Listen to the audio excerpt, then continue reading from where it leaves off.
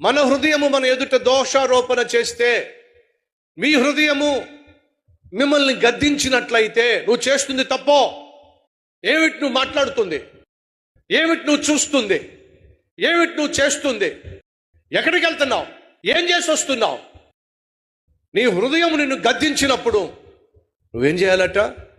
దేవునితో సమాధాన పడాలి. నీ హృదయాన్ని సరిచేసుకోవాలి. అలా సరిచేసుకుంటావని దేవుడు నీకు మనస్సాక్షిని ఇచ్చాడు. ఆ మనస్సాక్షి ఏం చేస్తుంది? నువ్వు తప్పు చేసిన ప్రతిసారి అది గద్దిస్తుంది. తప్పు చేయడం మానవ సహజం. తప్పును ఒప్పుకోవడం అది ఆత్మీయత. దావీదే కనుక ఆ రోజు చేసిన తప్పును బట్టి ఏడ్చినట్లయితే జీవితాంతం ఏడ్చే స్థితిని తప్పించుకునేవాడు. కానీ దావీదు చేసిన పెద్ద పొరపాటు ఏంటో తెలుసా? నిర్భయంగా పాపం చేయటమే కాకుండా పశ్చాత్తాపడటానికి కూడా తను సమయం తీసుకోలే. సుమారు 9 నెలల పాటు తను పశ్చాత్తాపడలే. దావీదు జీవితంలో ఏడుపు మొదలవుతుంది.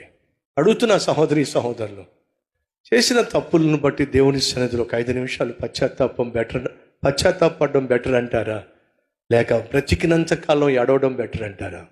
మీ చేతుల్లోనే ఉంది.